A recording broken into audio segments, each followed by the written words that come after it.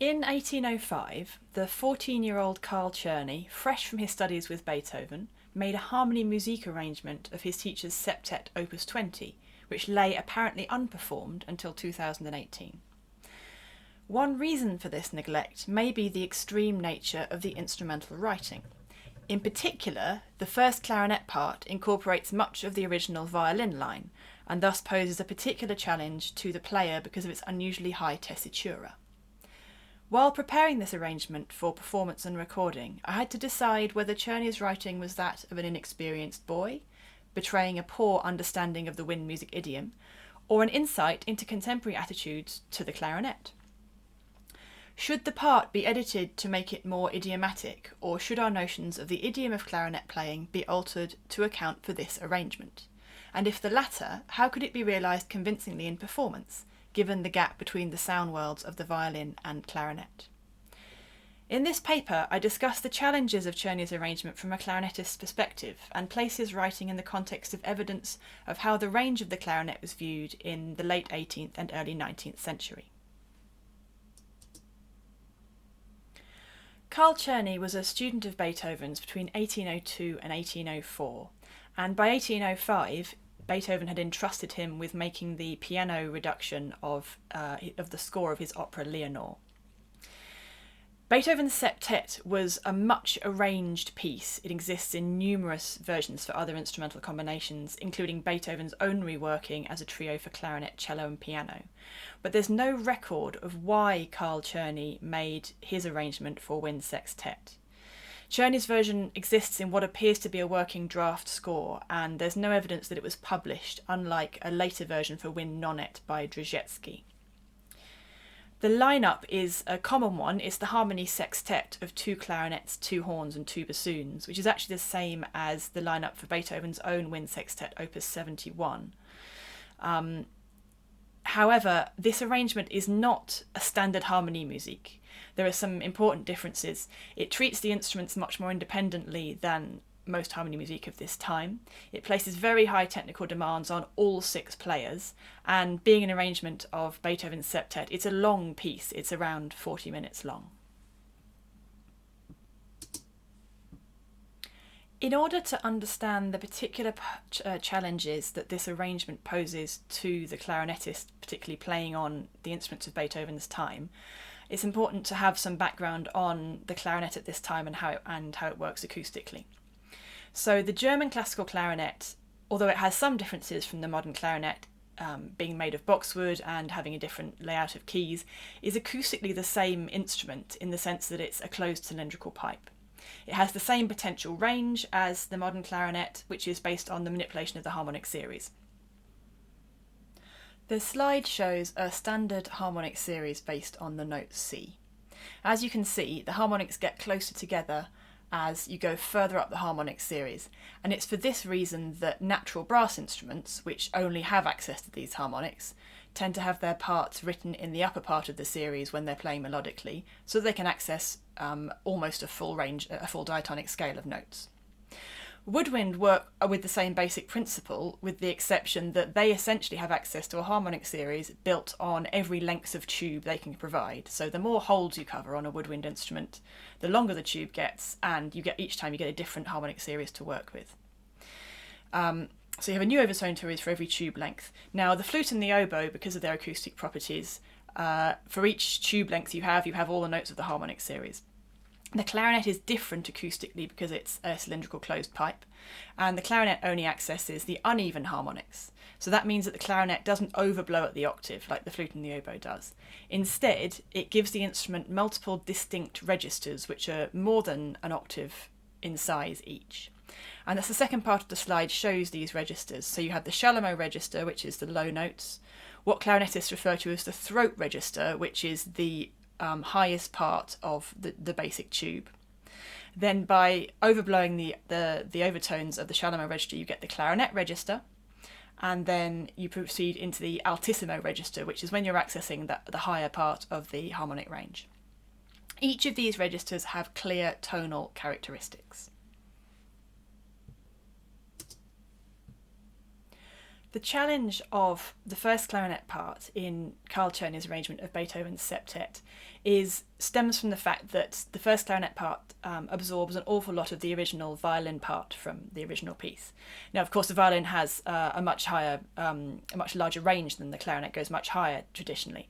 But the issue in the clarinet part here isn't so much the range it uses as the tessitura, and the fact that it spends quite a lot of time in the altissimo register, the highest register of the instrument. Czerny uses a range up to an altissimo A in this part. There's only one instance of the A, but there are a lot of instances of the Fs and Gs in the altissimo. These in themselves are entirely precedented notes in clarinet parts of this time, particularly F. G also occurs, A is a little less common. It's not so much his use of these notes as the passages that he uses them in and the way he uses the altissimo that poses the challenge. It's the character of the passages where you have to use this register which really poses a challenge to the clarinetist. So, for instance, he uses it in passages which are very delicate, he uses it in melodic and lyrical sections, and he often, in some cases, demands quite a lot of agility as well. So the first examples I've given on the slide from the first movement of the septet in bar 48, so that's the second stave of that first example, he's asking for quite a delicate resolution on an altissimo E. In the second part of that example, which is the highest part of the part in the entire piece, he's got quite an agile passage going up to an altissimo A. In the second movement of the work, he moves what's originally the violin solo from bar 10 onwards into the clarinet. And that, again, is sitting in the altissimo range, but it's got to be piano, very expressive and very cantabile. And again, in the sixth and final movement, he's asking for some very agile and technical passages running right up into the altissimo register as well, that go well beyond your normal sort of diatonic, arpeggio and scale patterns that you'd usually see in that range of the instrument. And finally, of course, at the end of the final movement, the bravura last section is entirely in the clarinet part as well. This is slightly more in the normal range of clarinet technique because it's essentially diatonic scales and arpeggios, but it's quite an extended passage, notably with nowhere to breathe. The question this poses to the player is not so much whether it's possible. I mean, all of this is possible to play, and in some places it doesn't really exceed the normal challenges you'd expect of a clarinet concerto of this time, or even of some chamber music. The question is more whether is this idiomatic and musical writing, and should it be preserved in the arrangement, bearing in mind that Czerny was very young when he wrote this, and this is potentially an unfinished arrangement. Certainly wasn't published and performed. I, as a historical clarinetist, obviously want to learn from the evidence left by past musicians, and that includes arrangements like this. But in order to decide what this teaches me, I have to answer these questions. Is this arrangement evidence of common practice from the past? Were these kind of demands normal for clarinet players to face? Or is it evidence of a boundary-pushing writing by a forward-looking young composer? Or is it poor arranging by an inexperienced student? These questions get to the heart of notions of trust and authority, which we apply to historical sources. I'm essentially asking, do I trust what Czerny has written, or should I be challenging it, and should I be rethinking it? If I were a performer at the time, would I look at this and say, come on, man, this is not normal writing? Or would I be pushing myself to be able to play it? So my first port of call when considering these questions was to look at Beethoven's writing as Czerny's teacher, as the original composer of the piece as well, and as someone who I'm assuming probably had sight of this arrangement when it was being developed, because it was known that Beethoven generally gave permission for his works to be arranged when they were being arranged by people from his circle. And the fact that we know that Czerny worked on arrangements for Beethoven makes it further likely that Beethoven would have seen this septet arrangement. So I looked at Beethoven's clarinet parts from his chamber music and from his orchestral works. Now, Beethoven's early wind works, which will slightly predate Czerny's arrangement, are relatively conservative in terms of their clarinet parts. They certainly don't go up to these kind of heights. But he does write into the altissimo register up to altissimo Gs in both his 8th Symphony and later in his Missa Solemnis. And the Missa Solemnis example is notable because it's a piano, in fact in both cases they're piano top Gs.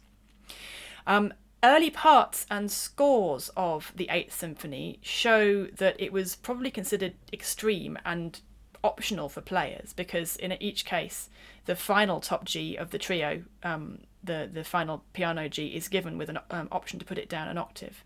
So first we see the first edition parts from Haslinger, the first edition score from Steiner, and also early parts, Parisian parts by Richaud. So it's possible, therefore, that Czerny's use of the clarinet in this way, with this very high writing, was a reflection of Beethoven's own expectations. But I think this needs contextualising further with a wider understanding of how the clarinet range developed up until this point. Going back to the mid-18th century, it was actually very common for clarinet parts to be written well above the stave in this altissimo register, in this high part of the range, and that's because, like Baroque brass instruments, they really only had access to the harmonic series in quite a basic way, and by writing higher you get a much more comprehensive chromatic and diatonic range. However, once the Baroque clarinet, as we now call it, was combined with the chalumeau to create an instrument with the full range that we now recognise from the classical and through to the modern clarinet, setups changed, reed and mouthpiece setups changed, and the clarinet, while it acquired a much lower range that was accessible and usable for composers, it tended to lose its extreme top. So the kind of writing we see in the 1770s, 1780s tends to be more comparable to the range of the oboe, with the addition of some writing in the low chalumeau register. Nonetheless, there is evidence that the clarinet never really lost its high altissimo range in the late 18th century. If we look at the ranges given on fingering charts, going back to the late 1770s and as far ahead as the 1810s, so spanning the period where Czerny was writing, we can see that there's quite a lot of charts that give a range up to an altissimo A, which is the highest note that Czerny uses. There's quite a number there. There are a couple of charts that give a range up to an altissimo C, so that's a full octave and a fifth above the stave. I'm using Helmholtz notation there. And then there's one lone chart that actually gives a range up to an altissimo G plus an octave, so that's 2 octaves above the stave. Now that's from the maker Simeo, who may well have been using it as a gimmick to try and sell his instruments, and he's the only person who suggests a note that high, and I've never seen one written in an actual piece of music. So there are relatively few charts from Germany, but quite a lot from France, that are suggesting that altissimo playing was always, never stopped being a current technique among clarinet players in the late 18th century. We can also look specifically at Bachofen, which is the earliest German fingering chart to write up to an altissimo C. As you can see, he gives a full chromatic range going all the way up. And interestingly, the prominent Viennese teacher Johann Georg Albrechtsberger also recommends this range. Now, Albrechtsberger was the teacher of Beethoven, and he's writing that the clarinet can go up to a C in 1790, though he does state that the entire top octave, i.e. the entire altissimo register, should only be written for Konzertisten, or advanced players. What do clarinet compositions from around this time look like with regard to the altissimo register? So here's an example of Carl Stammetz's concerto, which was written for the French clarinetist Joseph Beer. And the bar I've circled, you get an arpeggio going up to an altissimo G. This is fairly typical of the kind of statement use of the altissimo notes, often in diatonic arpeggios going up to the dominant or tonic of the key, in relatively long note values, invariably in a forte dynamic. The clarinetist Franz Tausch, who was based in Berlin, trained in Mannheim, based in Berlin, was one of the first 18th century players to use this high register more melodically. So here we see the rondo theme from his concerto in E flat, which elsewhere I've argued probably dates from the 1780s. And as you can see, he's repeatedly and melodically moving up to altissimo E and F as part of the rondo theme. So this comes back throughout the concerto, and it's not just a one-off big splash for a big cadence or end of a section. Now with Tausch, it's unclear whether this would have been for him a form of boundary pushing, or perhaps a reflection of the fact that he would have retained traces of that mid-18th century altissimo technique, because he started as a very young player around 1770 and his playing career lasted well beyond 1800. So he has a very wide span there, linking really the very beginning of classical clarinet writing through to the early Romantic period. It is notable in Tausch's later compositions that he got more adventurous. So this next excerpt is from another concerto in E-flat, which again elsewhere I've argued dates from post-1800, particularly based on the way he uses the low register. And it's suggested by this point he probably had a clarinet with more keys on, which would have affected the low register writing, but it has no real bearing on the altissimo response. And you can see in this, he's using that altissimo range in an extremely virtuosic way, lots of octave leaps, very wide leaps, and then a chromatic scale going all the way up to that altissimo C that Bachofen includes, and Albrechtsberger also includes in the clarinet range. This kind of writing is also seen slightly later in the concertos of Weber, which were written for Tausch's student Heinrich Beermann. We can also see again some altissimo use, which is slightly more melodic in the writing of Franz Anton Dimmler. Now, Dimmler was based in Munich, which is where Tausch's father and brother played in the orchestra. So it's possible that Dimmler was a student of the Tausch family as well. And so there's possibly a link there between Tausch's development of altissimo writing being filtered through to other players. Looking at Vienna, the range in Mozart's clarinet concerto is conservative, and of course also the concerto is slightly problematic in terms of the evidence because of the lack of an original manuscript and the altered range in the subsequent publications of it. But there are two examples of Viennese uses of the altissimo which may be pertinent to how we view Beethoven and Czerny's writing in Vienna slightly later. The first is from Süssmayer's unfinished concerto, which is for a bassett clarinet in A, which is probably written for Anton Stadler, Mozart's collaborator. And we can see from this that he's again writing right up to an altissimo C, and again in quite a technical passage. The second example is particularly interesting. It's the concerto by Joseph Eibler, which was written probably for one of the Stadler brothers, circa 1798. His altissimo writing is extremely demanding, extremely complex, and to the extent that the manuscript score that survives has a lot of revisions where things have been simplified and taken down an octave, which suggests that it was considered to be too extreme, in fact, to be satisfyingly playable. This idea that there were really limits to what could usefully and attractively be achieved using the altissimo range of the clarinet is reflected in an article from the Allgemeine Musikalische Zeitung from 1808 by Michaelis. He comments that one should not compose higher than altissimo F, and very rarely in runs from E to G, but only in a tempo that does not exceed quavers in an allegro. Otherwise, one will do harm to a good thing if one strives too much and gives in to caprices instead of relying on the beauty of the instrument. Michaelis actually singles out one of Tausch's concertos for two clarinets as really exceeding this law and going too far. He singles out a particular passage which he quotes there by saying it's impractical and claiming that if one uses a reed which makes this passage possible to play, it will be impossible to produce a soft sound elsewhere in the instrument.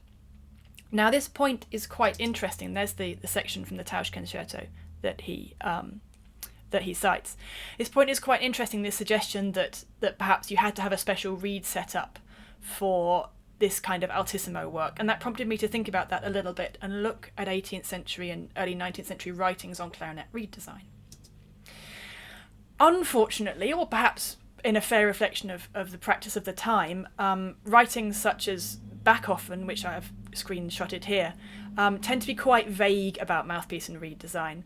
They tend to say that you should simply fit your reed to your mouthpiece and to your own preferences. Obviously you're looking for a reed which is not too hard and not too soft, sort of a Goldilocks reed. And they suggest that you get a good reed from the maker of your clarinet and then copy it if you're making your own. Now, back off and also suggest that all sorts of different designs of reed are possible. In fact, a far more extreme range than what we tend to use today as historical players. My own setup is obviously based on modern availability of commercial reeds that I use. I use a German-produced reeds which fit my historical clarinet mouthpiece. And so when I was thinking about this area, I did do some initial explorations into making my own reeds. I didn't as yet achieve anything that works any better, however, than my own commercially produced models. Here's some pictures of my initial attempts. If you're familiar with reed making, you'll see that my knife technique perhaps needs a little work. But I do find, to be honest, that the commercial reeds that I use provide all the possibilities that I need for playing this Czerny part. With a little bit of work, they seem to supply all the options that are required. So there's no need, in my view, for a special reed setup. Perhaps it's more likely then that clarinetists at the turn of the 19th century, as they were faced with increasingly challenging parts to play in concertos and in ensemble music, were more inclined simply to rise to the challenge through working harder at their art. One very clear example of that is the collaboration between Louis Spohr and the clarinetist Simon Hermstedt. Spohr wrote a number of concertos for Hermstedt, and in the preface to the first concerto from 1808, he writes the following: "I herewith present to clarinetists a concerto composed over 2 years ago for my friend, music director Hermstedt in Sondershausen. Since at that time my knowledge of the clarinet was pretty nearly limited to its compass, so that I took too little account of its weaknesses and wrote some passages that, to the clarinetist at first glance, may seem impossible of execution. However, Mr. Hermstedt, far from asking me to alter these passages, sought rather to perfect his instrument, and by constant application soon arrived at such mastery that his clarinet produced no more jarring, muffled or uncertain notes," unquote. And that's translated as appears in Albert Rice's 2003 Clarinet in the Classical Period.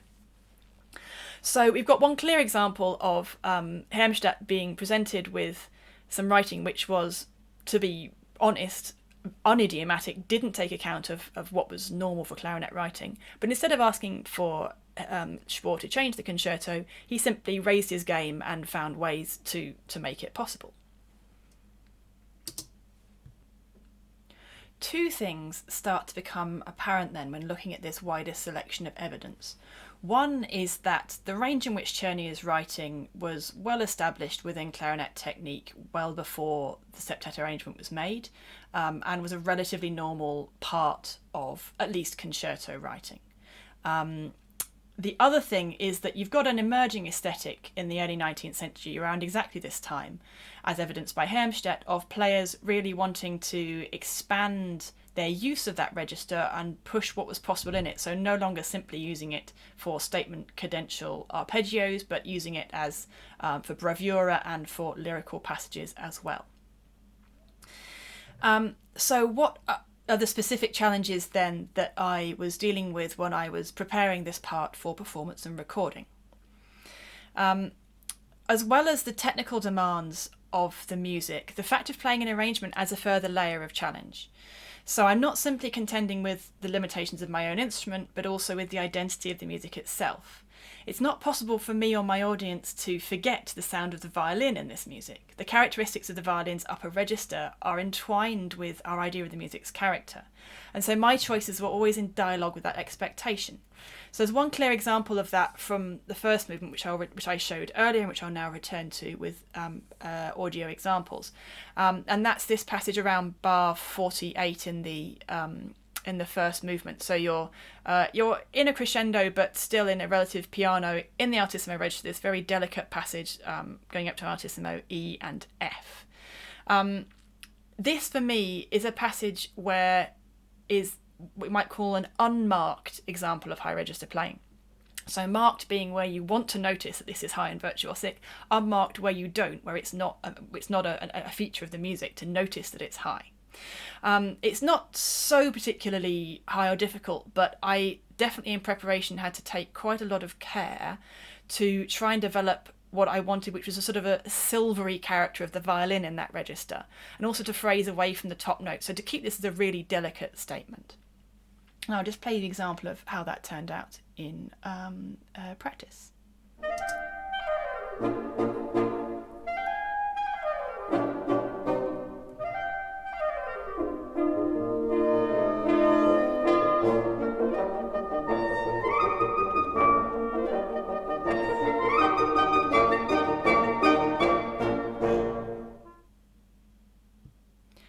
And the second example I've picked out from this first movement is the passage that goes up to the highest note that Czerny writes in the arrangement, which is an altissimo A. So here, just like in the original version of the piece, and this is played on the violin, this is a very climactic phrase. And I think even in the original version for the violin is a relatively challenging passage to hit really convincingly. Certainly when I've worked with violinists, that's what they've told me. So my concern here was largely a technical one, is the precision of the passage work in that register, where you are working with in an area of the harmonic series where the harmonics are very close together, and it's very easy to hit the wrong one. So the targets you're aiming for in terms of the notes are quite small in terms of the manipulation you're doing with your throat, your soft palate, your embouchure in order to control these pitches. This was very much, the challenge of this was very much keeping it controlled and keeping it precise in terms of the pitching.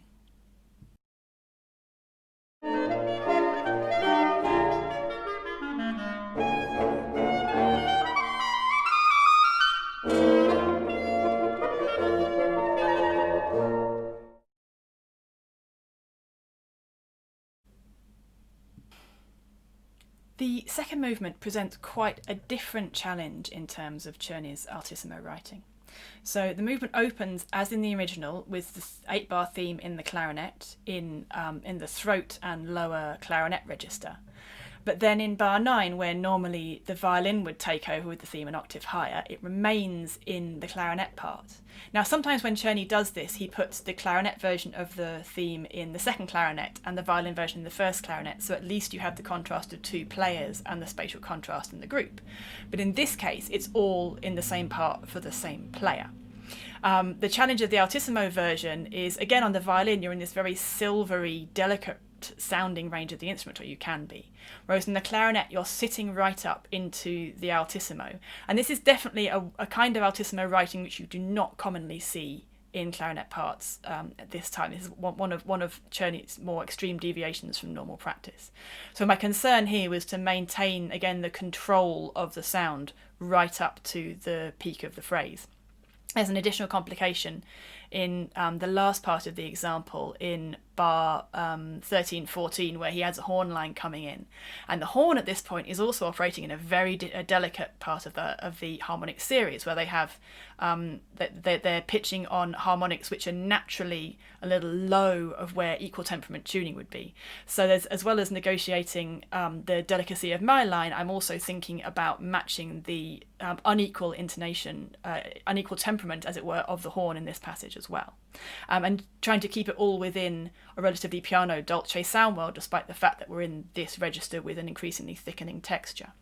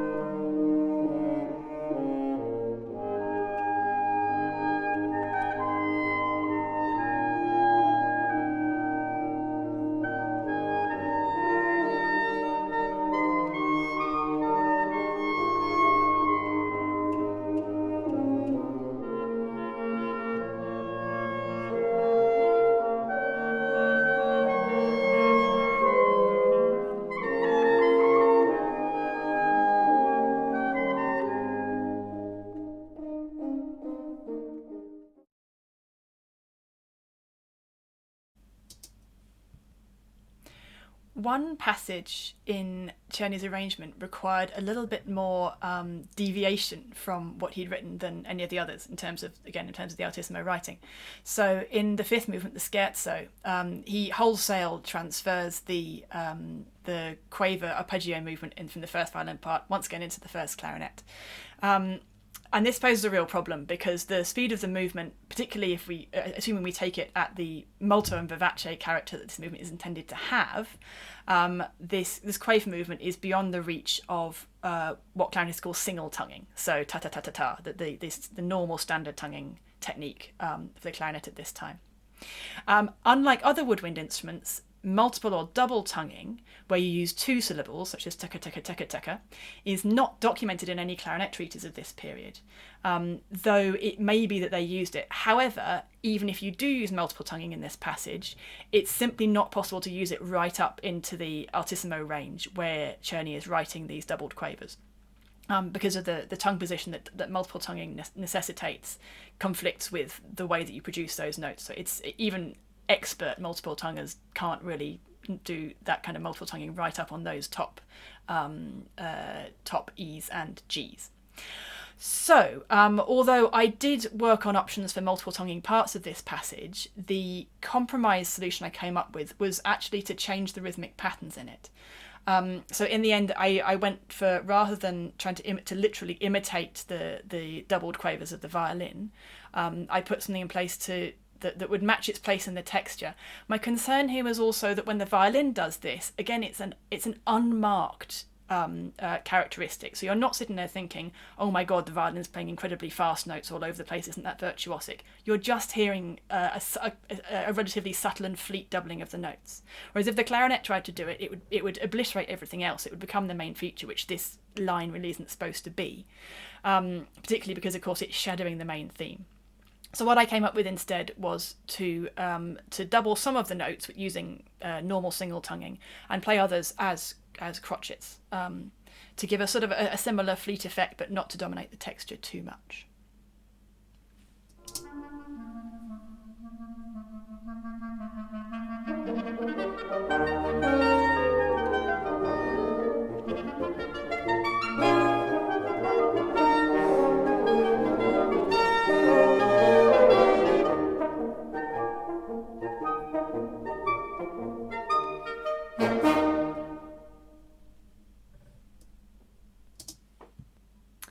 Final example I've picked out to talk about today is from the closing bars of the piece and of the arrangement.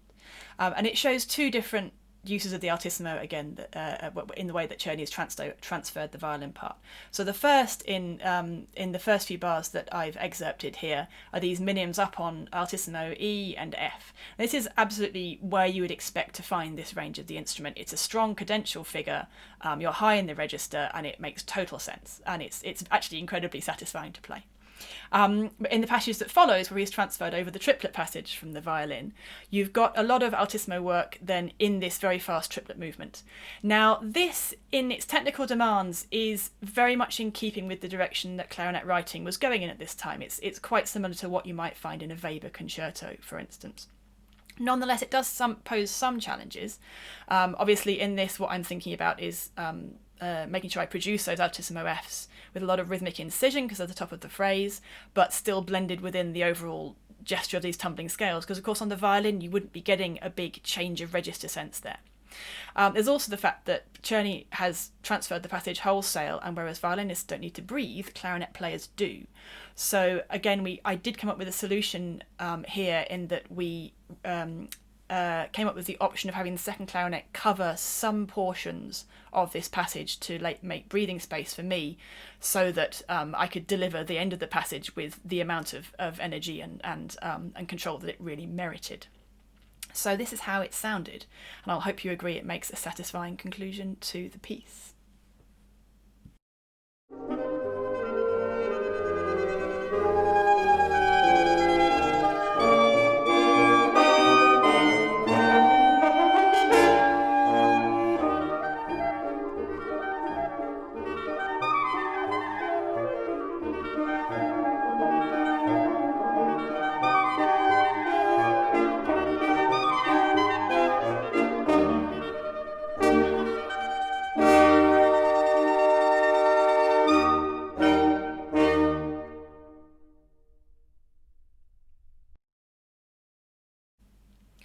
So, some concluding thoughts then.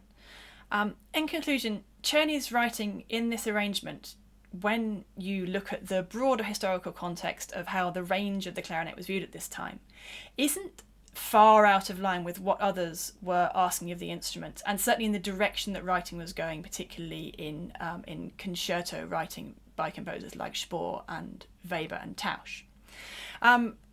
Moreover, Czerny is fairly sensible in the way that he distributes the demands of the piece.